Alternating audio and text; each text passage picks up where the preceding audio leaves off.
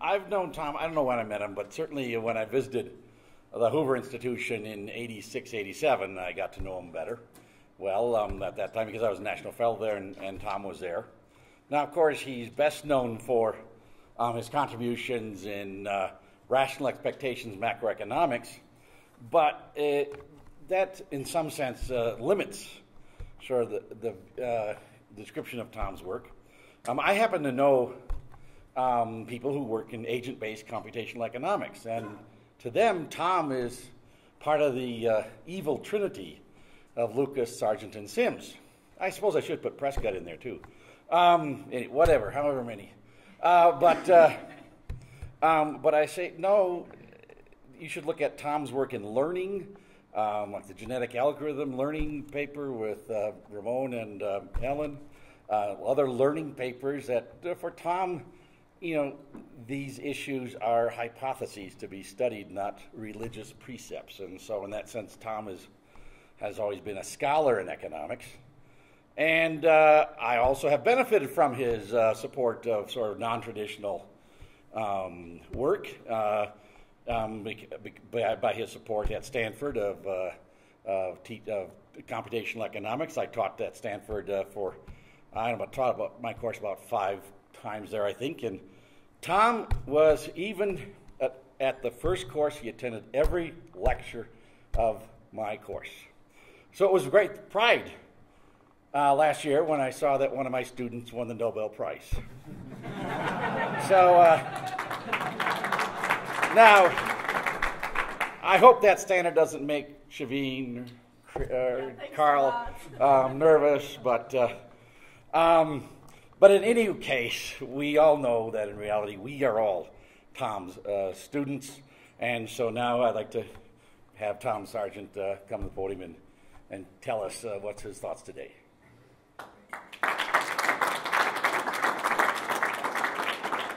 So if you want, I've got a wireless mic there. Where is it? And do I use the clicker for you?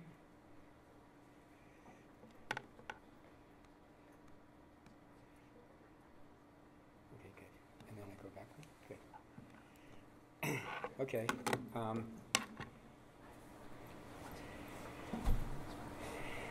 Okay, so I'm not going to live up to that introduction, except for the student part. So, so this is some ongoing work where with some friends, and it's about taxation, redistribution, and debt. And actually, when I'm working on a model, I keep seeing it everywhere. So, in particular, fiscal cliff discussions. Even though this is a really simple model, it's got some components. Okay, it's a model we don't totally understand, and so I have a little fear right now, and I'll just put it on the table. So I gave a precursor to this paper like 15 years ago, and Ken was in the audience, and he said, "You've computed things wrong." And usually when he says that, so first it hurts, and you feel bad. But there's always a lesson in it. So things are going to be computed differently this time. Differently than wrong doesn't make right, but let's see. Okay. So and what's going to happen? This is a situation where we thought we were pretty smart, and we wrote down these Bellman equations with states, and we knew what was going to happen, and then the computer came back and taught us some things, and in front of some of my theory colleagues, I thought I should be ashamed of that the computer comes back and teaches, but maybe not. Dilip Abru told me I shouldn't be ashamed of this, but maybe he was just trying to be nice. But anyway, so here goes. So here's the question. It's going to be really simple. Question is, how should a government redistribute and pay for unavoidable expenditures when first markets are going to be incomplete?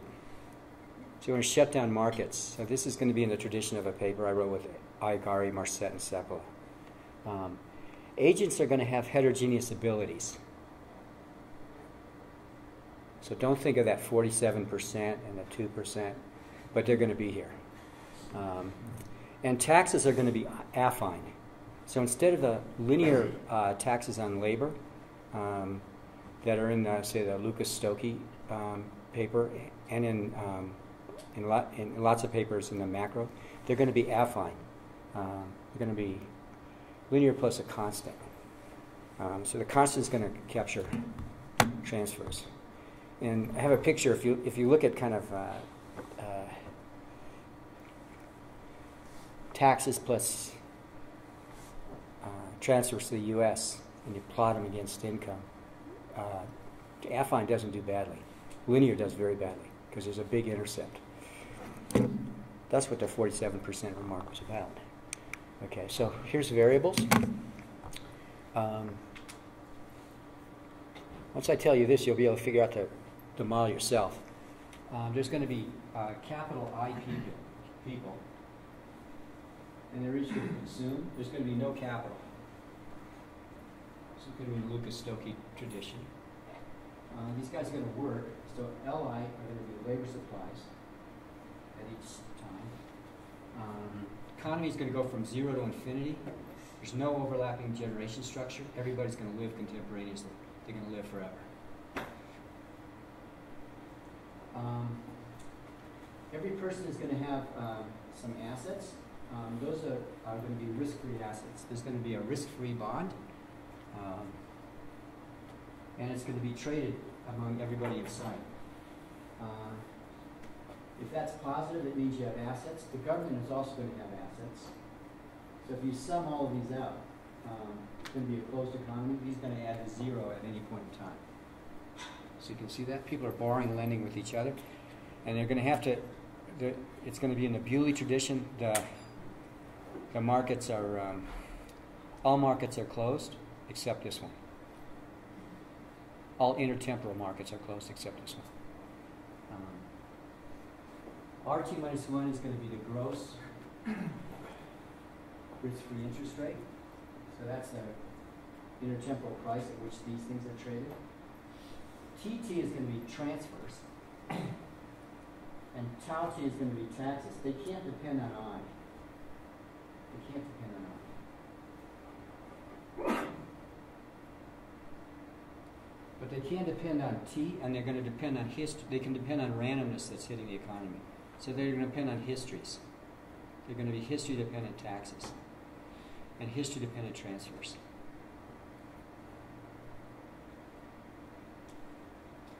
G are going to be government expenditures, and they're going to be shocks. They're going to be functions of shocks, and S is going to be Markov. So if you're an undergrad, so if you're an undergraduate, you know what Markov means better than I do. And but that's a great tool to come out of undergraduate school with. I didn't learn that till I was like 35. So. Preferences are going to be, there's going to be some utility functions that are going to depend on these two things. There's going to be beta. Beta is going to measure patience. It's a discount factor. Okay, now the key things that are in play. There's going to be a vector of productivities. They're not going to be move over time. You're born with a theta I, and you're stuck with it. Okay. So give a version of this paper in front of Bob Lucas, and he hated this next part. There's going to be these Pareto weights, alpha I. That's going to be how much a Pareto planner likes different people. Why do you hate that? So this is kind of beer time. I'm sick and tired of hearing about fairness. And that's about those alpha I's, as far as I could tell. Okay, because that's not in Lucas and Stokey's paper.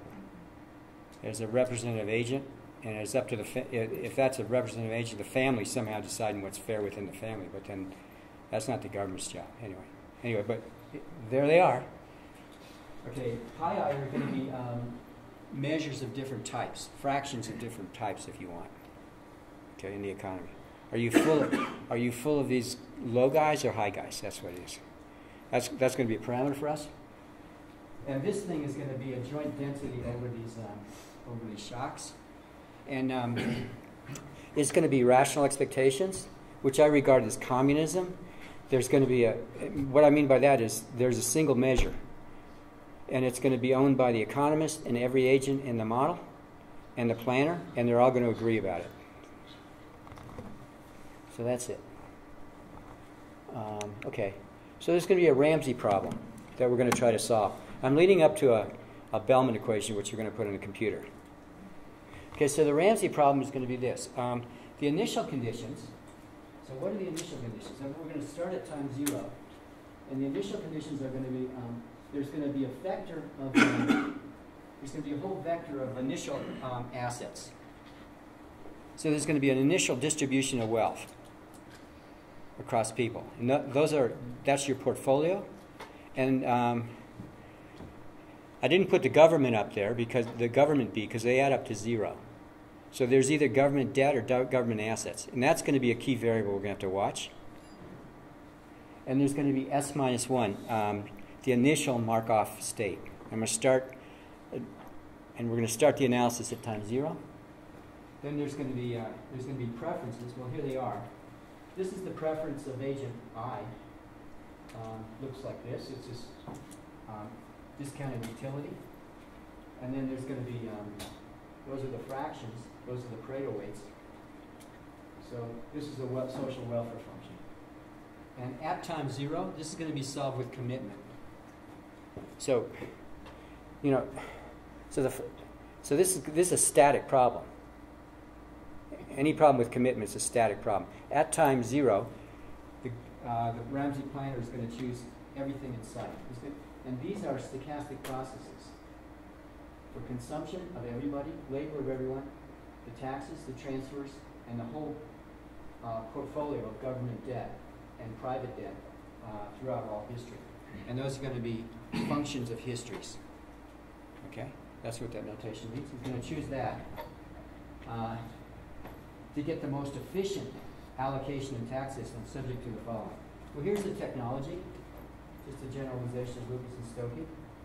Total output is your productivity times how much you work, your fraction, add up. That's total output. It's a labor-only economy. And then that's what's output. Government takes some out and throws it in the ocean or does something that's not an utility function. And then people eat this. So that's feasibility.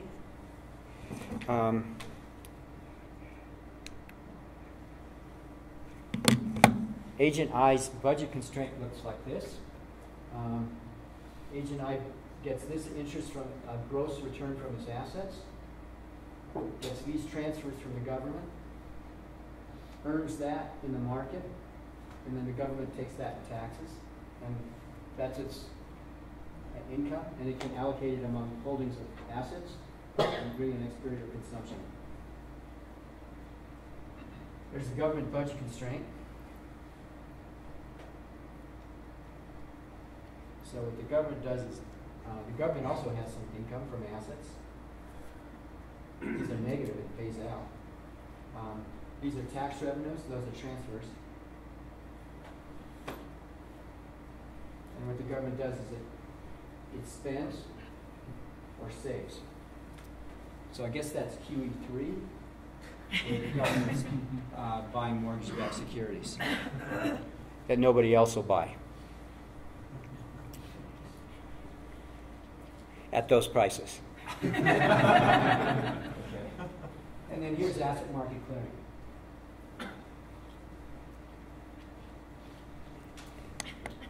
And then, of course, there's some additional constraints from the Ramsey problem. And that is, there's a competitive equilibrium. So, wages are equal to, after-tax wages are equal to appropriate ratios of marginal utilities, and the consumption Euler equation holds. So I have to add those to those constraints. So what the Ramsey planner is doing is trying to maximize this by choosing the best competitive equilibrium. That's the way you can think of it. Okay. Okay, so here's going to be the punchline from the Ramsey problem. And this is kind of a souped-up version of Barrow-Ricardian equivalence, but not quite. Okay, so the first thing is that taxes, transfers, and debts, the subjects of the talk, are going to be history-dependent. That means they're going to be functions of not the current S, but the history of the shock from time t all back to the beginning. The entire history. They're going to be functions of the history, and they're going to be functions. It's going to turn out critical state variables is going to be the relative asset position. Not the asset positions, but the asset position of person I relative to person 1. I don't even have government debt in there. I don't have government debt in there. And I must say, okay, there's a book. Milton Friedman told me to read this book. It's by Simon Newcomb, who was the best American physicist and astronomer of the mid-19th century. He was also the best economist, which he did part-time. And he wrote a book criticizing the way the U.S. financed the Civil War in 1865. He has a lot of what's in our paper without Bellman equations. And he sees that this is the state variable, not government debt. He said the level of government's debt is not relevant. What's relevant is that thing, the distribution of asset holdings. We'll come back to this. So it's going to turn out this is the version of Ricardi. Many different transfer schemes and asset profiles support identical equilibrium allocations. And you can gross up these assets. And you can alter transfers. Okay. So we're going to do a recursive formulation of the Ramsey problem. And what we're going to do is we're going to follow in the footsteps of... okay, there's an interesting history about this. And the lesson of this history is that even really smart people get things wrong the first time, and maybe the second time. So there's a famous paper by Kidlin and Prescott about their paper on time consistency. And what they claim is that... and then Prescott wrote a follow-up paper, which is very inflammatory, in the Carnegie-Rochester conference. And he said Ramsey problems under commitment, cannot be formulated recursively. And therefore, control theory and Bellman equations are useless for studying optimal government policy problems. That's his 1977 Carnegie-Rochester. Fortunately, that wasn't his last word, because in 1980, in the Journal of Economic Dynamics and Control, Kidlin and Prescott wrote a paper where they showed how to formulate those problems recursively. And you have to be more clever in the way you use dynamic programming. So Prescott never wrote a follow-up to that paper where he said, I made a mistake. So we're going to follow the 1980 paper and some other people. Okay, so what I'm going to do is I'm going to set this problem up recursively. And I'm going to do two agents, and I'm going to have this special utility function, which is log CRA. So your labor preferences are this, that, and the sigma, that thing, whatever that thing is a between 0 and 1. And I'm going to have a finite state Markov process for the shocks. So that's my economy. The class structure is two agents. Okay. So now I'm going to roll up my sleeves and tell you how to Bellmanize this problem. Okay, so the way we're going to define the state variables, and this is, okay, I'm going to define a variable x, which is the marginal utility of the second agent for consumption scaled by, well, it's going to be the relative debt of the second agent scaled by the marginal utility of the second agent. Call that x. And then I'm going to call rho is the ratio of the two marginal utilities of consumption. Two agents. I'm calling those state variables.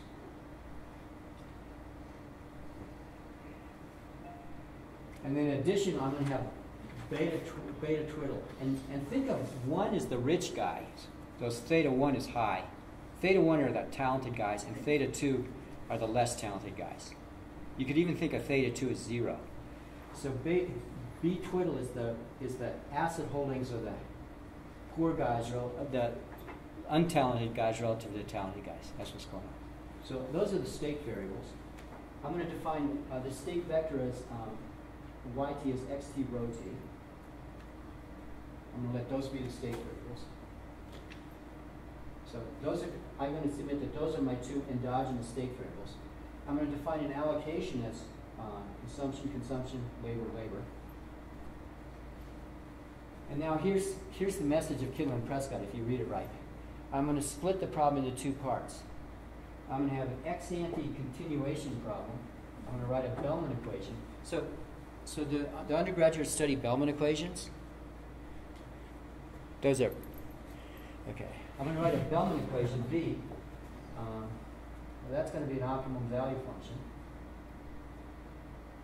And that's going to be a function of, well, the state, plus the endogenous state and the endogenous. And there's going to be time invariant policies that map that state into an allocation and an endogenous state next period. That's what dynamic programming does. And it's going to be ex ante. The timing is delicate. We're going to do it that. And then after we solve this, and guess how I'm going to solve this? I'm going to iterate to convergence on a Bellman equation using methods that I think Ken taught me. Okay. And then after I do that, at time 0 is a little different. At time 0, I'm going to write another Bellman equation. The state there is going to be the initial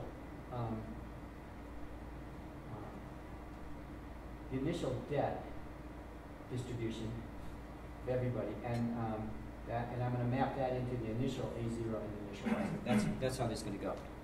So I'm going to put this on the computer, and I'll tell you what I thought would happen here. I thought I'd put this on the we thought we'd put this on the computer.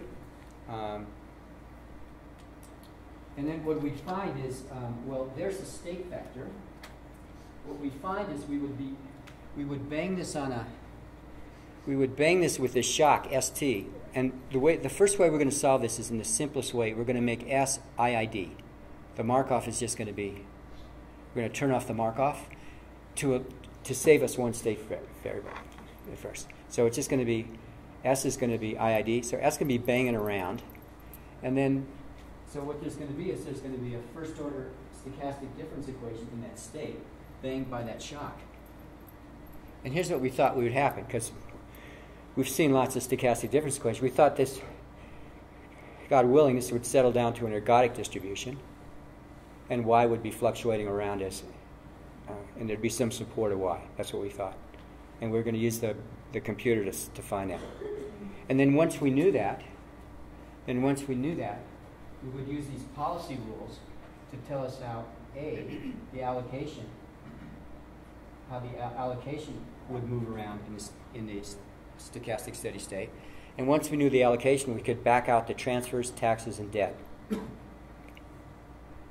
So skipped a step here. The way you solve this problem is you take the Ramsey problem, you stare at it, use the so-called first order approach, which is what you use the first order equations to eliminate prices and taxes just in terms of allocations. And now you have a problem that's just choosing a criterion function that just depends on the allocation with constraints that just depend on the allocation. So you just solve an allocation.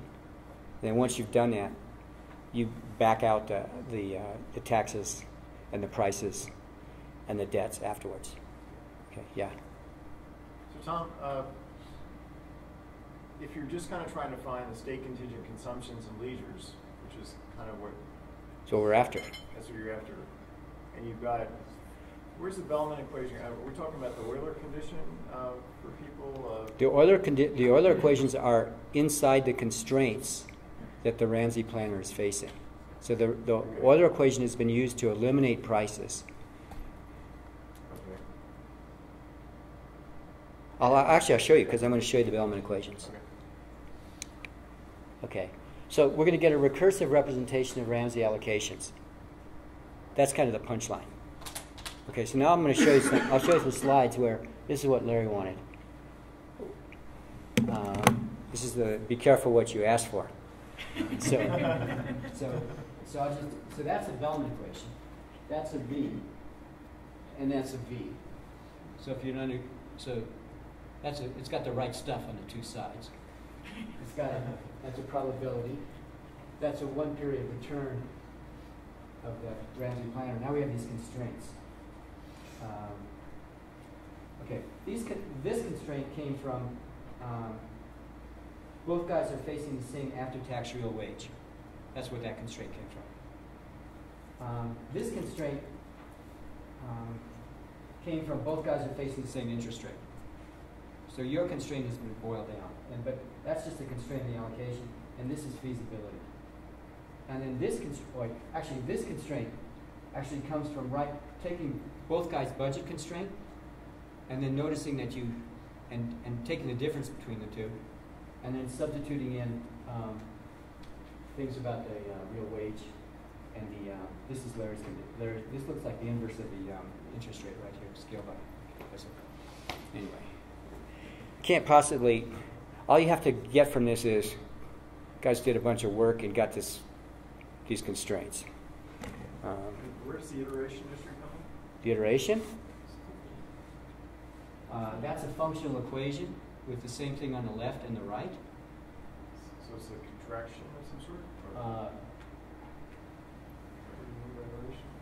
Well, so what we're going to do is we're going to iterate. I'll show you. We're going to make an approximation of this. We're going to take Chebyshev polynomials, and we're going to approximate this, and then we're going to iterate on this Bellman equation. Actually, iterate on the coefficients of the Chebyshev polynomials. Okay, and then here's the time 0, 1.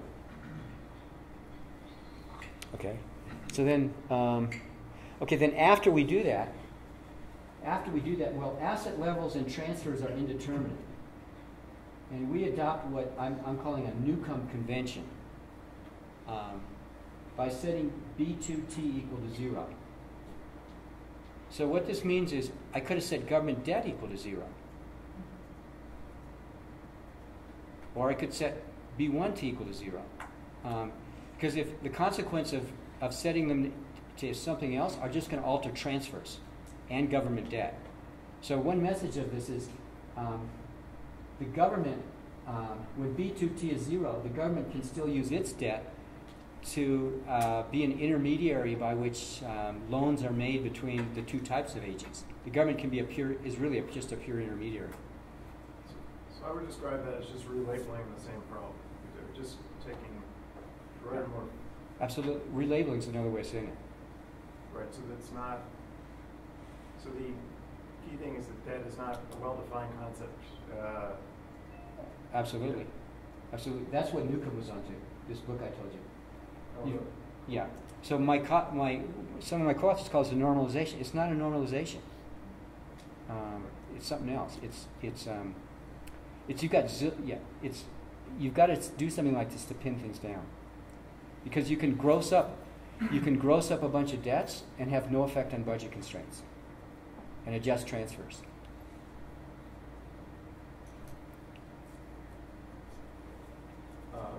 There may be a way to write this in somewhat more fundamental terms that don't for just as an example, if you had a two-period model, life cycle model, and you're taking from the young and giving to the old, you can just talk about that can be described. Absolutely, you're right. Social Security, debt policy, all kinds of things. But you could also just describe it, write it in terms of just how much you take from the young and give to the old. Never use the word taxes and debts and borrowing. And just talk about.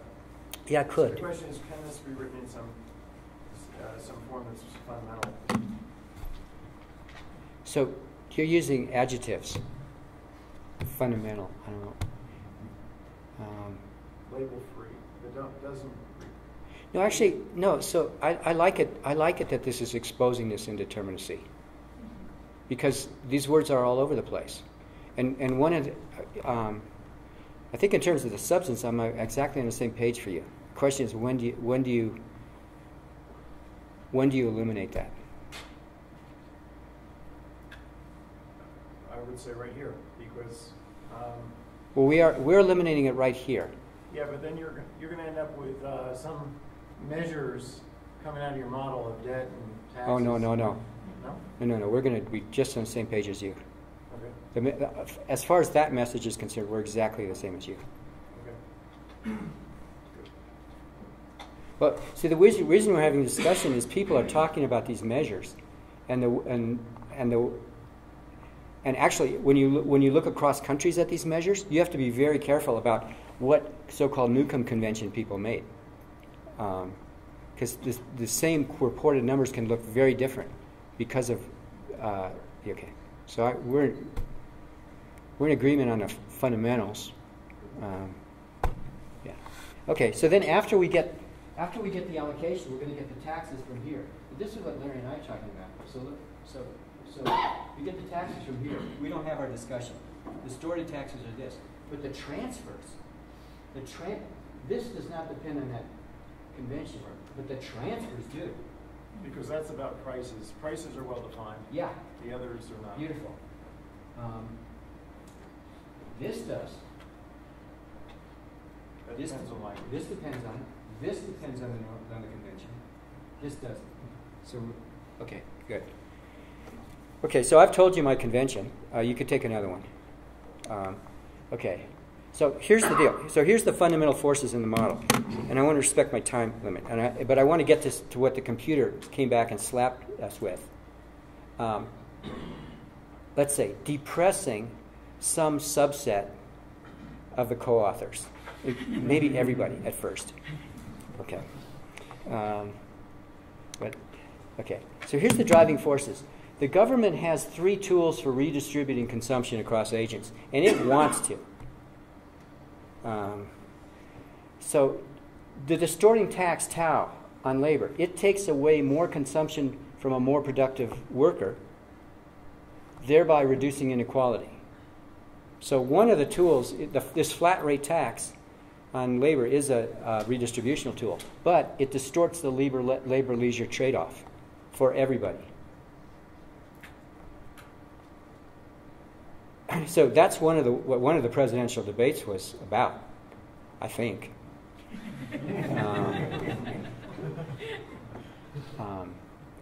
Okay, TT, that's the lump sum tax. Now that's a lump sum tax. That affects consumption of both agents equally. So that's a redistributional tool. But it has a limit. You've got to give it to both guys. But it's non-distortionary, all right, but it requires revenues. To use it, you have to have some source of revenues. If you're Greece, that's fine. If you're the United, you know who that is. Okay, stop there. Okay, so but then the last one is it's the net payouts on bonds owned by the more productive agent. So you stare at those budget constraints. This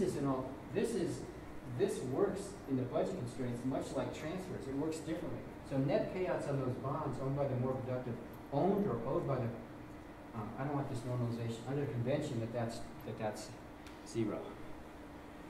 So those are the 3 redistributional stuff. Okay, so here's our steady state results, and these are okay. So it turns out you turn on the randomness here, and asymptotically the randomness in the state dies. So what happens is, I'll show you. What happens is the y, which we thought would be have an invariant distribution. It has an invariant distribution. Okay, it's constant. It just sits there. So there actually exists a fixed point, a rest point in this, such that that you turn on the shock, it doesn't do anything to this. So we verified this, and I'll show you a simulation in 2 ways. We've attacked the fixed points directly. That fixed point exists. In numerical simulations, yt converges to y bar, I think in lots of senses. The fixed point itself depends on government expenditure process. It depends on the Markov process, or the IID process. And it depends on, there I use the adjective, the fundamental parameters alpha, and pi. The steady state does not depend on the initial distributions of assets. So this economy is heading. So something's going on there. I'll show you.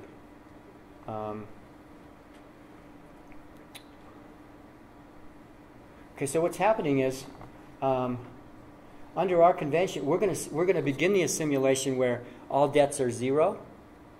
And then what happens is there's a transition period where the government's actually building up claims on the more productive agents. This thing is heading toward an asymptote where the government, everybody starts with zero assets. What's happening is, early on, the government's lending to the more productive agent. Interest rates are doing stuff. And how is it lending? It's actually taxing more and giving more stingy transfers than it will eventually do in order to build up this stock of claims on the. It's building up claims on the on one of the agents, and then once you get to the steady state, when shocks hit, it's using gross payouts on those claims partly to absorb expenditure shocks. That's what's going on. So is there an analog of, when I think about your paper with Beautiful. the war chest? Beautiful. Yeah. Beautiful. So just personally, yeah, there is this war chest force where you were in that paper. Okay. AMSS, as we all Yeah. call it. Yeah. I'll come back to this. I'll come back to that. So in that paper, so here's what's going on in that. So let me come back to that question. Yeah, sure. The answer is yes, and I'll try to come back if I have time. But I want to get to, and I love that because one of my co-authors viewed this paper as an AMSS killer. He wanted to kill that, but I think AMS came back, and it's still there in a way. Okay, so something's going on. There's a martingale. Okay. So how do we do this? Okay, so this is how we do this. It's the answer to that. Iterate. I don't have time to go over this because I want to respect the time and I want to get. But maybe you've seen the undergraduates. Maybe knowing how to do this is very valuable. We did things that we tried to be careful about getting the state space in the right place, and then anyway. So here's what we check some parameter values. These are our base. I'm going to give you some baseline parameter values, and then I'll give you some perturbations, and I'll show you what happens.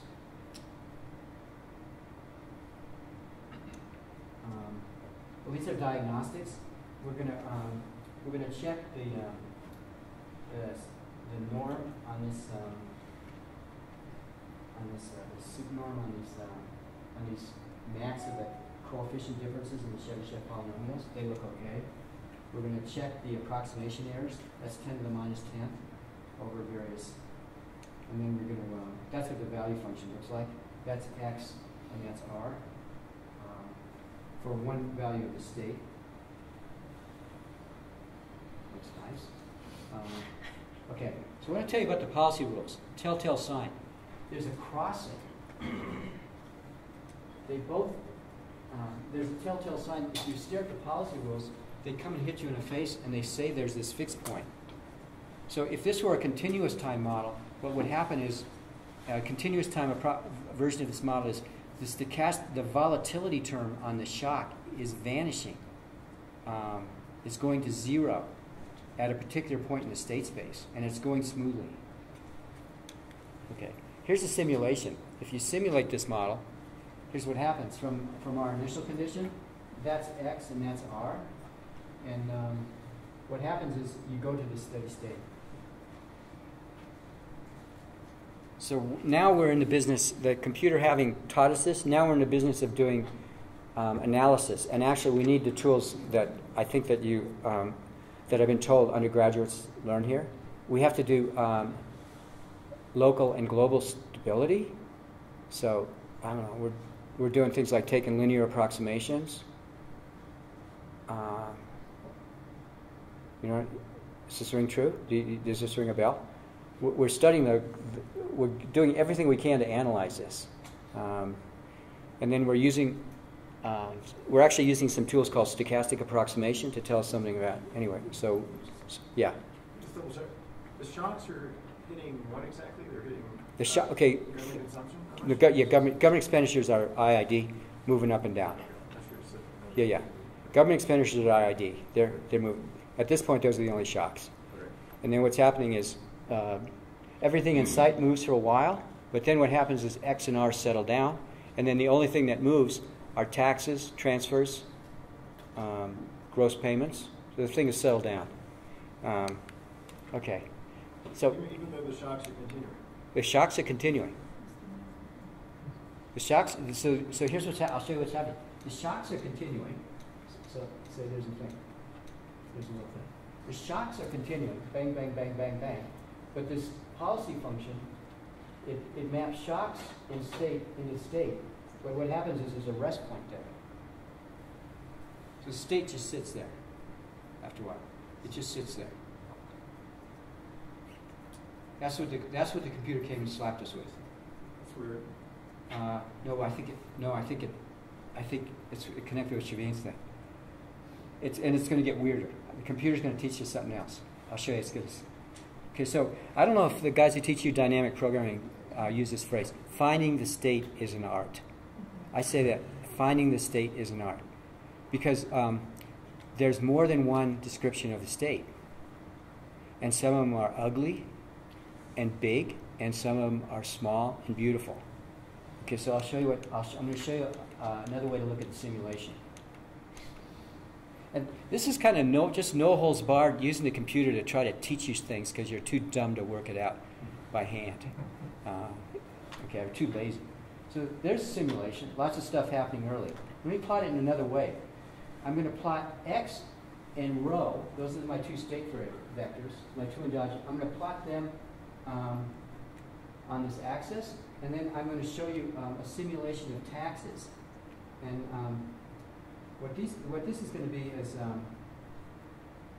this is going to be an ISO tax line. That's an ISO tax line. And that's an ISO tax line. So here's what happens. That's my initial point, and that point is my fixed point. And what happens along the simulation, I've just graphed this on this. I pulled off the tax. See what I've done? I've just projected this down. I don't know. You guys do this. But something strange happens. Okay, so what's happening is, as the shock hits, the taxes are moving. Okay. So the shock hits, the taxes are moving, and X and rho are moving. X and rho are moving, and the taxes are moving. So the way I read taxes is, this is a surface. I'm going up and down in this surface. So is the ISO. But here's what happens. They're moving, and then what happens is you move along this. This thing looks almost like a line. We think it's a line. And then the same thing happens. What happens to transfers? Along transfers. Okay. Same thing. And so. This is along the path that you showed. Yeah. This is along the path. Yeah. There is more, but still, when you're steady state, the taxes keep moving. No, no. When you're in a steady state, so here's what happens. X and rho are moving like this. Okay. And taxes are moving. Oh, you're right.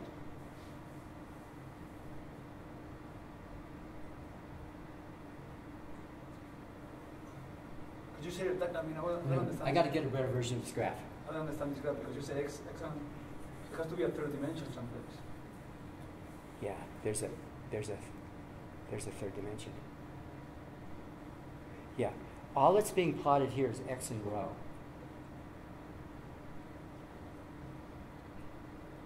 Okay, so I just learned something. I got to redraw this graph.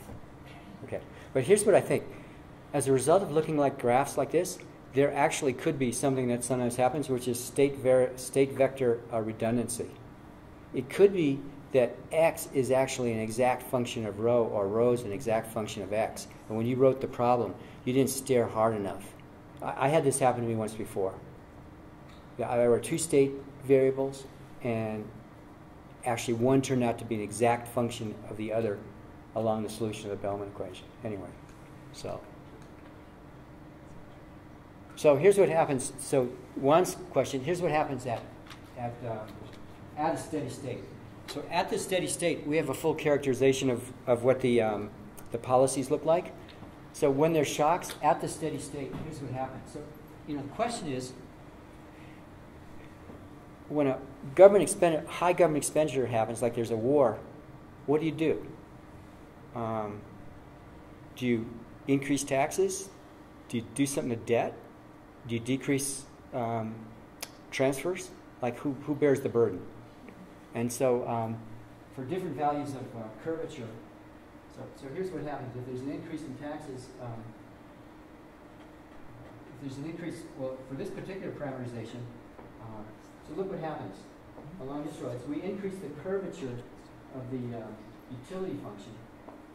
As you increase that curvature, the fraction of the response that's borne by a decrease in transfers actually decreases. Because these guys care more about the lack of consumption smoothness. And the fraction that's borne by the increase in the taxes on this agent and this agent go up.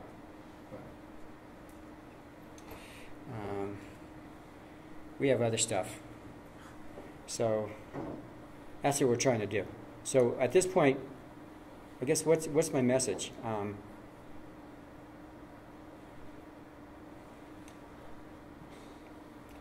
Well, my message is these are actually as my friend Victor Serenikoff has taught me about some work from Felix. These are difficult models to solve under the best of circumstances, and you got to solve them computationally.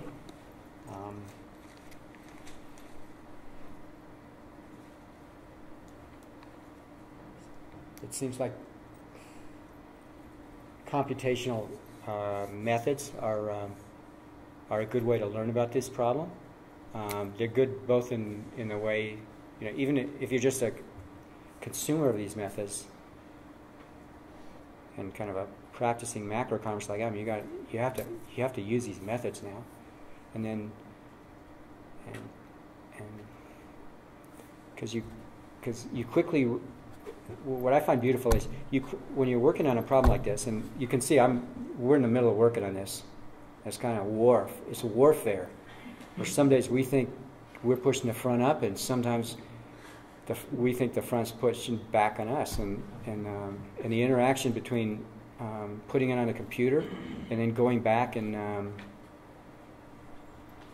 using some paper and pencil, that seems to be part of. That seems to be what we're just going to be doing in economics now for a long time, and it's pretty exciting that because of the work of Ken and other people,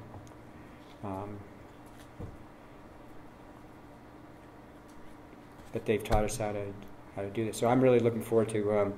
Now I want to get out of here.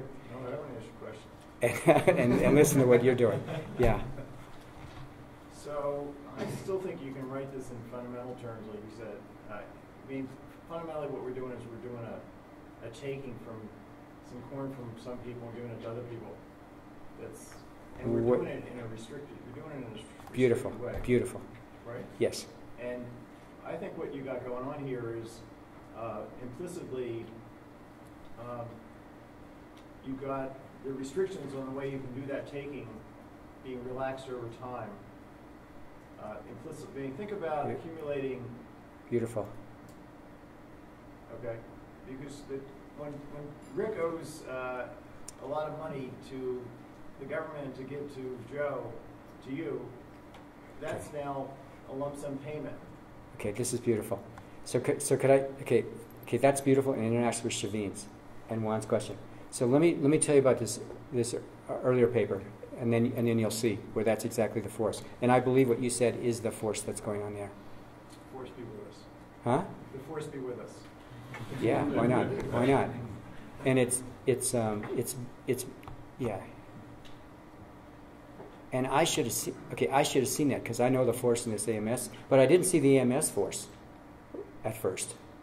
Okay, so and actually the computer taught us that force, and then we could prove it. So what's going on there is, so Lucas and Stokey's economy was this. There's only one type. It's this economy. There's only one type, and there's complete markets. And that's it. And what the government does there is oh, one more thing. It can only use linear taxes. It cannot transfer. It cannot transfer. So it can only use linear taxes. And there it's not transferring between two people. But what it is it's transferring between the people and the government. Okay. And there's complete markets. What the government does is it enters into insurance contracts with the private agents where it insures itself against high expenditures in the future. So the insurance contract basically state contingent claims say, when there's high government expenditures, there's low payoffs. When there's low government expenditures, there's high payoffs. And that's it. The allocation turns, if the government expenditure process is mark-off, taxes are mark-off, government debt's mark-off. There's no history dependence. Complete markets kills the history dependence. So then what we did with Albert and Rao, Rao actually never saw this paper. Well, he never saw the final paper. There's a long story about that. So what we did is we took exactly the Lucas-Stokey environment and we shut down complete markets. And they could only be risk-free bonds. And the reason we did that is Lucas and Stokey's model killed Barrow's paper. Barrow had this paper on tax smoothing, where he said what the government should do is government debt should be a random walk, regardless of the government expenditure process. Lucas and Stokey completely overturned that. So the question is, Barrow's paper is somewhat, you can't quite tell completely what he has in mind. So one thing he could have had in mind was, well, there aren't complete markets. So what we did is we took Lucas and Stokey's environment, shut down the complete markets. And now we have the government can only trade a risk-free bond with the private sector. And then what happens is, you work through, it's what you said. The government now, through its indirect utility function, acquires a motive for precautionary savings. And what it does is it builds up claims on the private sector, and it builds up such a large stock of claims that eventually it can finance its entire expense. So what we do is we let the government transfer but not have a lump sum tax. Eventually what the government does is it builds up a stock of claims in the private sector that are so big it can have zero distorting taxes, and it uses its interest on the claims to finance its expenditures. It kills the distortion. And then what Shavin's thing is, okay, it looks like, in your comment is, well, it's weakening. It is actually weakening. There's something about this Y bar that weakens the constraints by which. Anyway, that's it. So one last thing. If you wrote the whole thing down in these more fundamental terms. It is written in the fundamental terms. Well, I think if you wrote it down without using the words debt and taxes, that's what I mean. Okay, just taking and giving. We do. Actually, we do. Oh, no, debt and taxes. If you left those things out completely, if you wrote it in label-free language, you'd be forced to see what assumptions you're making about what the government's allowed to do over time. Because I think fundamentally you're allowing the government to change its behavior through time. No. There you are, Larry. Right. Now, you don't really mean all labels. consumption. Certain things are well defined. Certain things are consumption's well defined, and prices are well defined. Taxes, transfers. But look there. Look there. That's not well defined. You said that, and that's true. Yeah, but okay. So what you okay? So what? So fundamentally, there's just taken and given in this, and it's under constraints. No, not quite. No. Okay. So this is useful. Okay. So let's do the following. You want a Pareto problem? Joe Stalin. Okay, so Joe Stalin. Here's the Pareto problem. Okay, what's the restriction? Okay, so it says benevolent. So that's the same. Even Joe Stalin has feasibility. That's the same. What he doesn't face is this, or this. Those are the restrictions. Budget constraint? No, I just move stuff. Okay, so all these are the restrictions from a competitive equilibrium. Okay. So you get the results. Yeah. And then you could describe them in label-free terms. Well, Without ever using the word. What purpose of that? I mean, Well, here's the purpose. debt is an intertemporal. So here's the purpose. Yeah, but The purpose I want to go. Here's the purpose, because we're using. Everybody's got. There's nothing in the theory that defines what the label should be. There's nothing that pins it down. So we've got the government out there choosing its words. God knows on what basis. There's nothing in the theory that helps us understand that.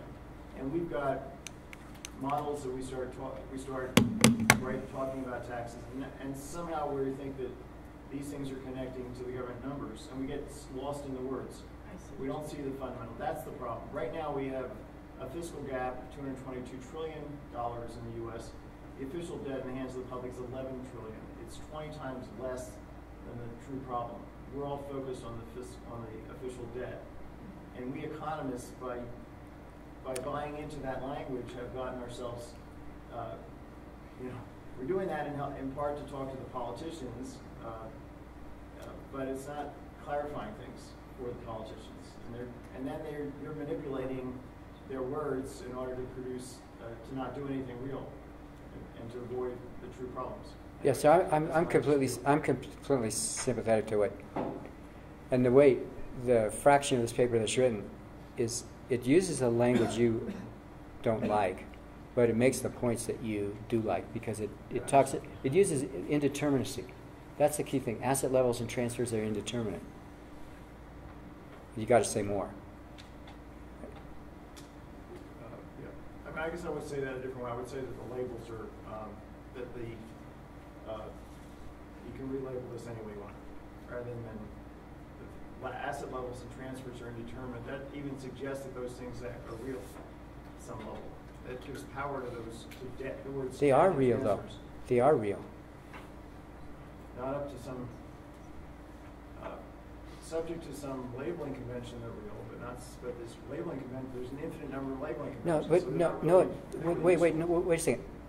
I think they're beyond labeling conventions. They're real in the sense that, see, I like the way to say it, that there's, you can gross up assets. Like you can do things and it's a real effect. It's a real thing. The government can announce that it's going to increase the generosity of its entitlements to me,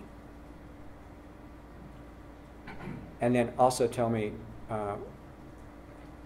it's going to increase my share of government debt that I'm going to have to pay.